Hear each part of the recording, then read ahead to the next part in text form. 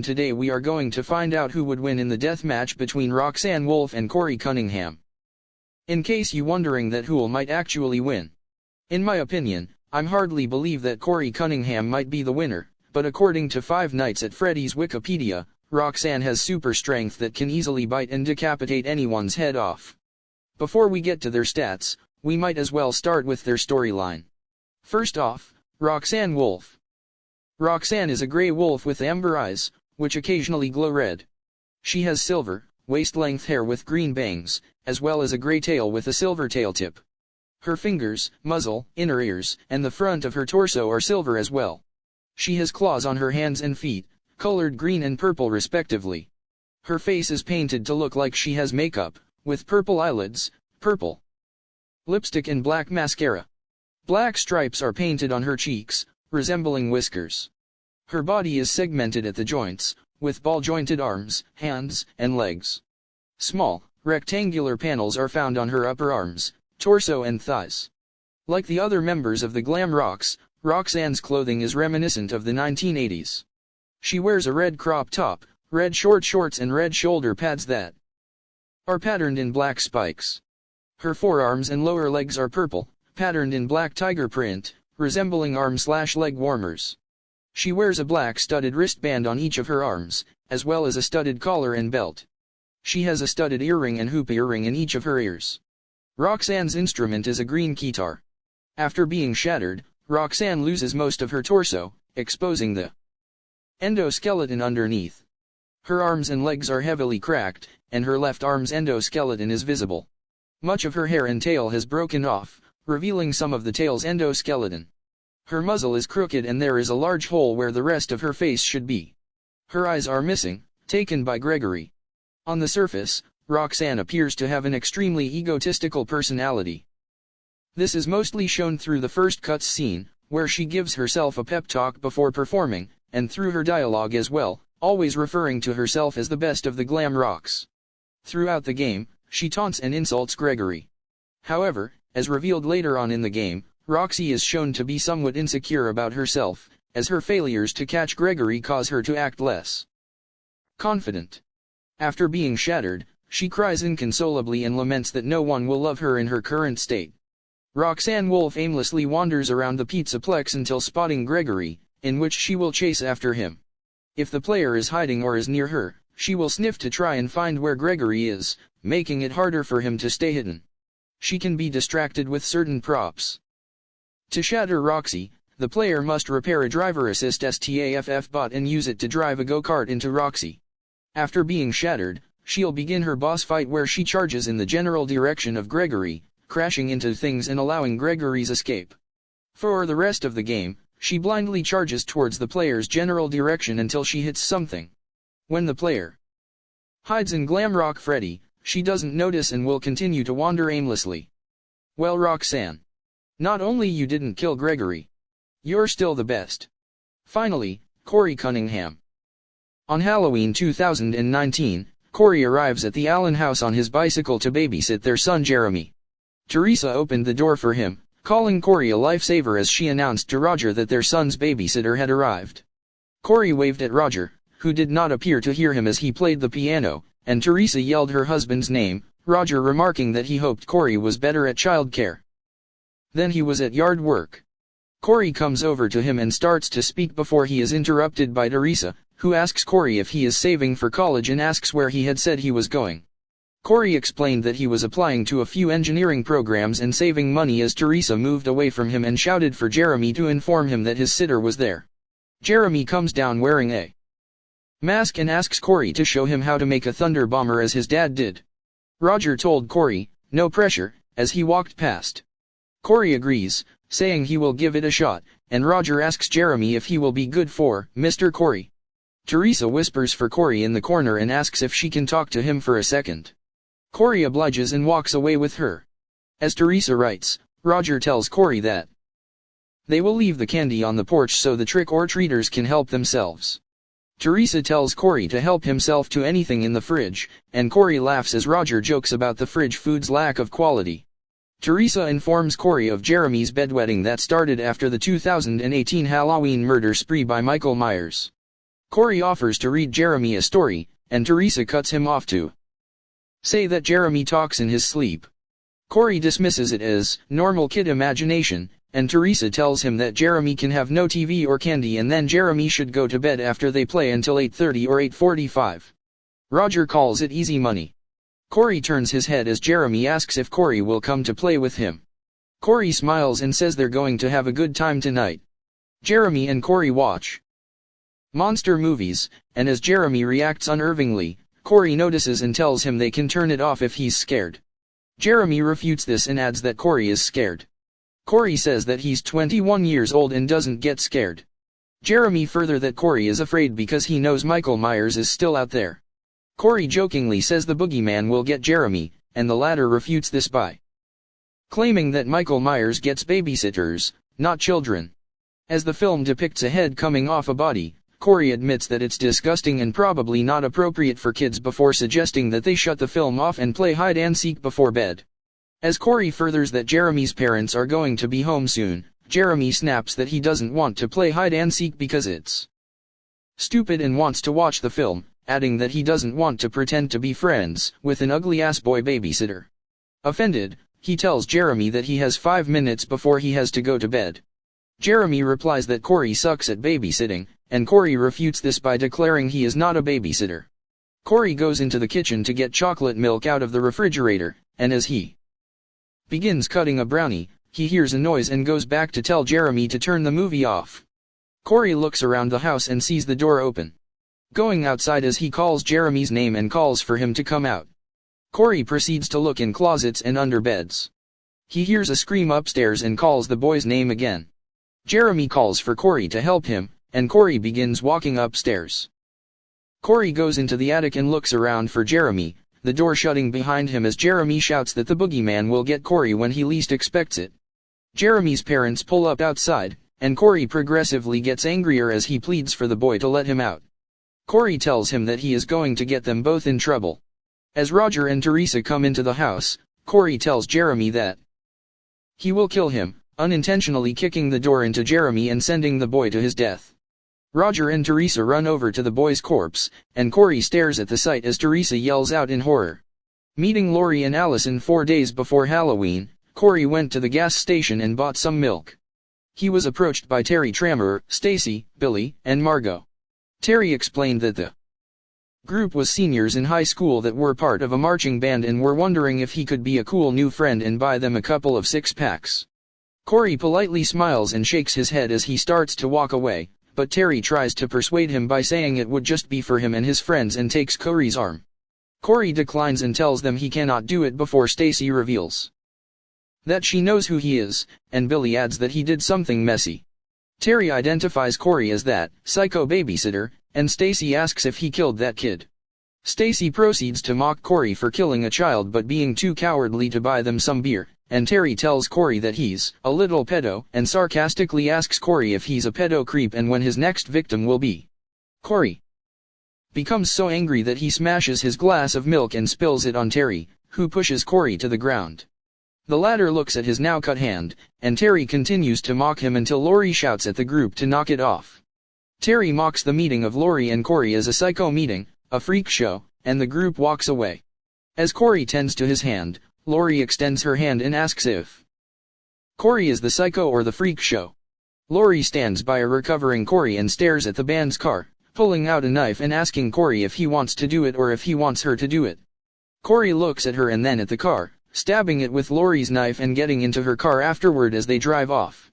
The two arrive at the office of Dr. Mathis, with Lori explaining to her granddaughter Allison Nelson that Corey had an accident and needs a fix-up. Mathis works on Corey's hand, telling him that he has significant inflammation and will numb it so his assistant can clean it up.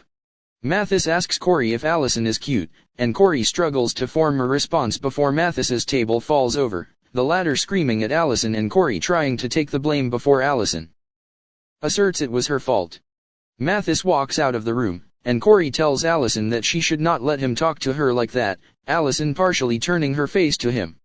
Corey tells her it will make her sad even if she thinks it does not, and Allison smiles as she declares that she's dealt with much worse.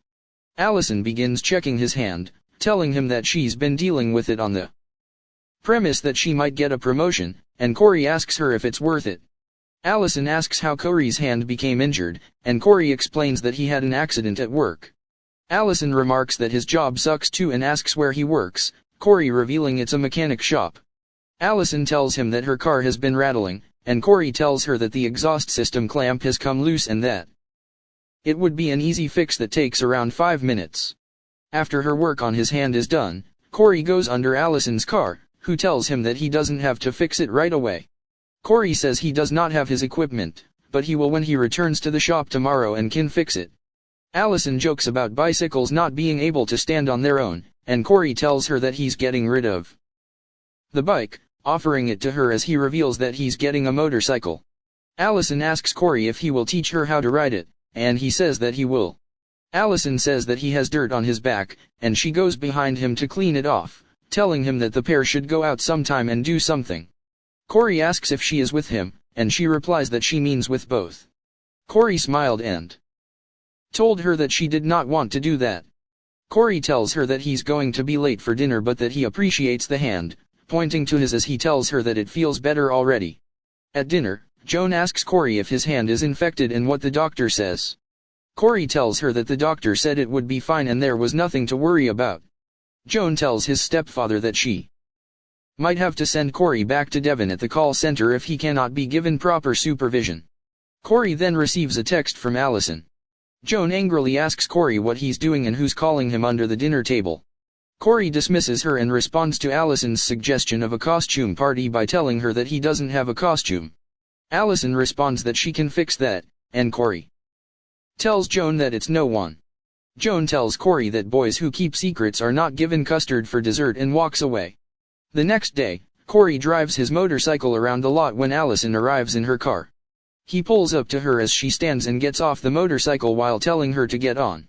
She complies, and Corey gives her instructions on how to ride it, finishing by saying it's simple, and Allison replies that it doesn't sound simple. Corey is called over to a new car that's been pulled in and shares a glance with Terry, whose father chews him out for not knowing how to change a tire on an automobile and insults his intelligence. Corey tells Allison that he's going to go help Ronald and that he will then fix her rattle. Allison says she does not care about the rattle and comes to see him. Costume party and meeting Michael. Allison drives Corey to the costume party, introducing him to Deb Jennings, who asks Allison who's under the mask. Corey tells her that he's a scarecrow and repeats this louder when she can't hear him. Corey sees another man who shows him his organ costume, and he sits alone as Allison comes over with drinks for the two. Corey dances with her, and they take pictures together. Corey is visibly annoyed when someone photobombs their picture. At one point during their dance, Corey gets on the floor and laughs as Allison caresses his face, and they laugh together. She continues dancing as he walks to the bar, where he requests a drink and is spotted by Teresa. The smiling mother asks Corey if he's just there dancing and having a good time, and Corey tells her that he's sorry. She tells him about her pain and that he does not understand if he thinks he can come out and party with her friends, screaming at him that he got mad at her little boy and lost his mind. An angered Corey leaves the party, and Allison follows behind. Corey ignores Allison as she calls his name and nearly gets hit by a car. Allison tells him to talk to her, and he asks her why she took him in there and that this was why he did not go out. Corey asks her where she is, and Allison says she does not know what happened. Allison asserts that she was trying to help him, and Corey tells her that he is not her project, which she insists she knows. Allison furthers that she knows what it's like to have people looking at you and thinking they know what you've been through and that she saw a person when she looked at him the other day. Corey explains he is seen as a monster, and she is seen as a survivor. Her being viewed as a hero, while he is seen as a kid killer. Corey tells Allison that she may think she can fix him, but she cannot, and he will spare her heartache before walking away. Continuing his return home on foot, Corey is confronted by the school band from the gas station. Terry puts his hands on Corey's chest as he tells him he wants to apologize and extends his hand to make amends. Corey does not extend him in return, and Billy tells him not to leave Terry hanging. Corey moves past Terry, who pushes him to the ground as it is revealed this is their payback for Corey letting the air out of their tires. Billy smashes Corey's glasses with his shoes and pushes Corey against their car, the latter pulling out a knife and ordering them to stay back. Billy rhetorically asks Corey if he's going to murder them the same way he murdered that kid and knocks the knife out of his hand. Corey pushes Billy as he tells him that he does not know what he is talking about, and tells Terry that he acts the way he does because his father treats him poorly, referencing the exchange he saw at the mechanic shop. Terry asks Corey what he just said to him, and Corey replies that he knows what it looks like when someone hates another person, and Terry's father certainly hates him. Billy grabs Corey by the back, and Terry throws him off the bridge. Believing him to be dead, the band drives away. Nelson Christopher is to the side singing, and Michael emerges from his cave to grab Corey, dragging the unconscious young man inside as Nelson observes. Corey regains consciousness and sees rats, staggering as he looks around. Michael appears out of a corner and grabs Corey by the throat, the latter looking into his eyes before he screams and leaves the cave. Corey staggers outside and stares into the cave before Nelson confronts him to ask if he saw the man in there and explains that Michael takes people in there, and they don't come out. Nelson wonders why Corey was allowed to live and tells him to go back inside and get the mask.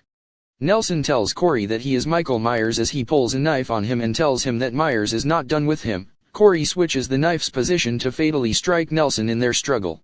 Corey goes to his house, and Joan asks him where he's been, in addition to telling him that she has been sick and almost called a missing person line.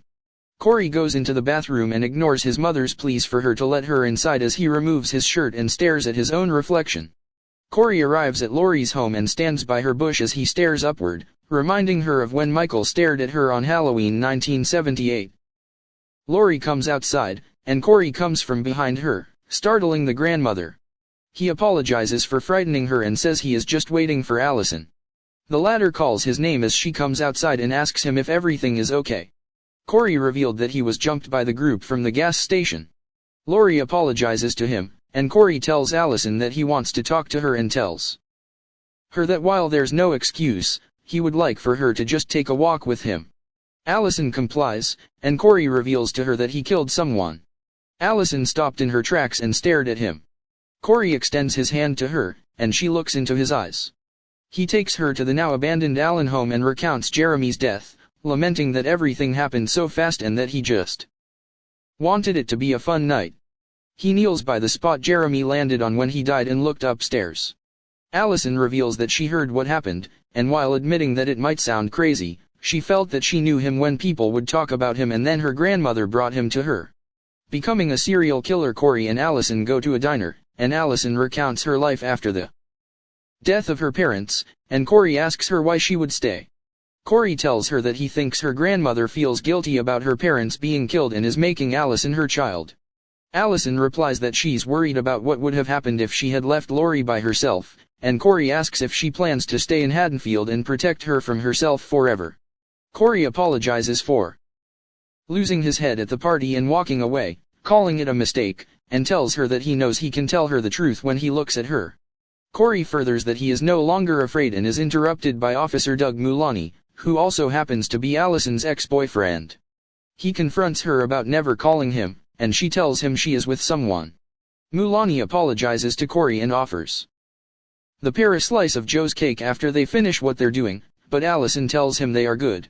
Mulani continues trying to talk to Allison, but Corey shouts that she said they were good, and Mulani turns to him, asking Corey if he has a problem. Corey repeats that they are good, and Mulani then recognizes him, the latter asking Allison if she calls Mr. Aggravated Manslaughter when she cannot sleep, and asks if she feels safe with him when she sees the boogeyman in her nightmares. Corey raises from his seat, and Mulani backs off, walking to his seat. Corey sits back down and puts his hand on Allison's shoulder as she tells him to burn it all to the ground, and he replies that he will light the match. Corey drives Allison back to her home on his motorcycle, and she asks if he wants to come in. Corey tells her another night, and the two kiss before she goes inside. Mulani goes to the site of the cave and looks around with a flashlight, stumbling across Nelson's corpse as Corey covers his face with a jacket and tackles him to the ground. Mulani punches Corey in the face, and the latter runs away as he laughs and retreats into the cave. Mulani follows him in and shines a flashlight as he yells out threats. Corey stands still as Mulani finds him and smiles before Michael rushes Mulani. Corey punches Mulani and takes his flashlight, telling Michael to get up and show him how to do it. He screams for Michael to get up, and the latter reaches for a knife, Corey overpowering Mulani and holding him in place as Michael stabs him to death. Corey goes to Allison's house and knocks on the door. Allison notices the scars on his face and asks if he is okay. Corey tells her that he does not know what is happening to him and sits on the couch. Allison asks who did this to him, and Corey asks if Michael let her live or if she escaped. Allison touches the side of his forehead and asks him if it hurts. Corey replies that it does not, and she answers that her mother saved her. Corey follows Allison upstairs, the pair kissing as they walk. The two have sex, and Allison falls asleep while Corey notices his mask on her dresser, taking it. The following day, after Dr. Mathis promotes Deb over Allison due to his affair with her, Michael and Corey head to the doctor's house. Corey stabs Mathis to death by the pool and is noticed by Deb, who begins screaming and catches Corey's attention. He rushes to attack her, and she closes the door on his hand. Corey yells in pain and bangs on the glass door as she calls the police. He stops as he notices Michael coming from behind her, grabbing Deb by the throat and pinning her to a wall. Corey pulls his mask up as he watches Michael finish her off and puts his hand on the glass. Corey and Allison go to the top of the radio tower, where he recounts how the site became one of his places to go after the accident.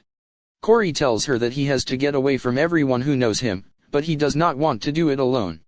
Corey is standing by the edge and telling Allison that he thinks she's scared she doesn't have enough bandages to keep him together before he jumps.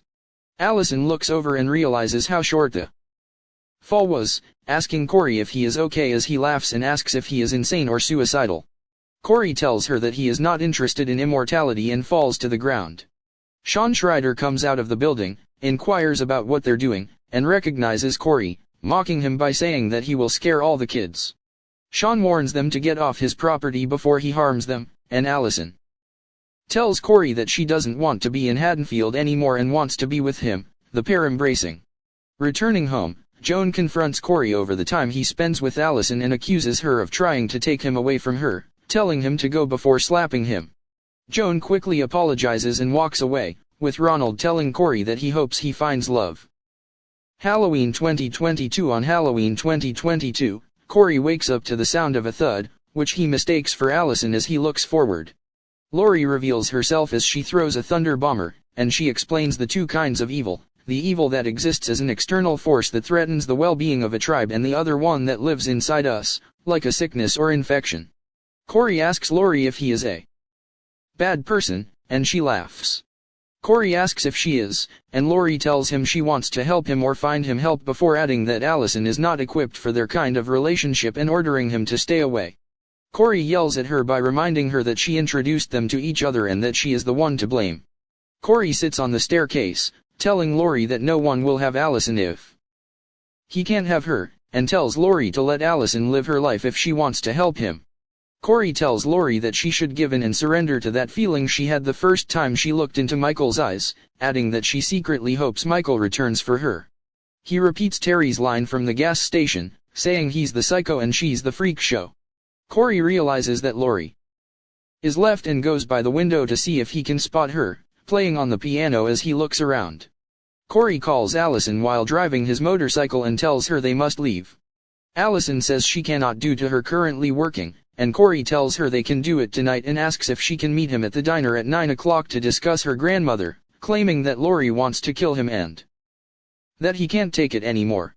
It is time to say goodbye to Haddonfield. Corey goes into the cave and sees Michael standing there, telling the latter he has something he needs as he lunges at him.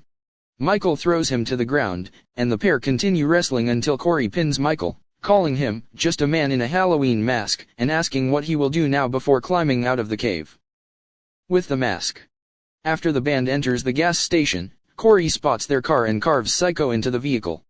The band notices it as they come from inside, and they see Corey looking back at them, the latter starting his motorcycle and driving off as Terry declares, he's dead. The group follows Corey to the mechanic shop where he works, but Corey is nowhere to be seen, although the latter sneaks around to lock the gate behind them. Terry devises a plan to take Corey's motorcycle and tie it to their car so they can drag it until nothing is left.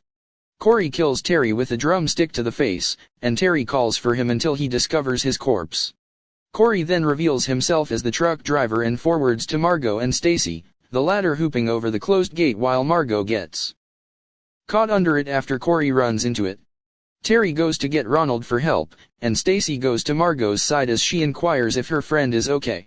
Corey removes himself from the vehicle and slowly steps over to the distracted Stacy with a wrench, fatally striking her right after the latter screams in terror.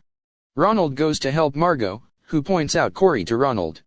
As the latter recognizes him, Terry points his gun to shoot at him, and Ronald tells him not to as he raises up from his crouching position and is shot in the head accidentally. Terry rushes to Margot's side, and Corey approaches him from behind, grabbing the gun from his hand and knocking him to the ground. He uses a blowtorch to burn Terry's face, killing him, and stops in Margot's face to kill her. Corey returns home and is mistaken by his mother as Ronald, as Joan is watching a television program. Corey goes into the kitchen and retrieves a knife from a drawer. He silently approaches his mother from behind, and she turns to see him, screaming before he kills her. Corey travels to the radio tower and encounters Susan, promptly killing her with repeated stabbings as Sean listens to the loud music he is playing. Corey goes into Sean's room, and the latter asks him who he is before Corey grabs him and hits his head repeatedly against a turntable. Corey takes Sean's head and uses a pair of scissors to cut off his tongue, throwing him down as he leaves and leaving the man's tongue on the record player. Corey then goes to Laurie's house, and the latter realizes he is there. She shoots a pumpkin in her room and leans against a corner. Corey peeks into the room, and Laurie sarcastically asks if he thought she would kill herself before shooting him twice and sending Corey falling down the stairs. Corey is lying on the ground, pulling his mask off as he bleeds from the mouth.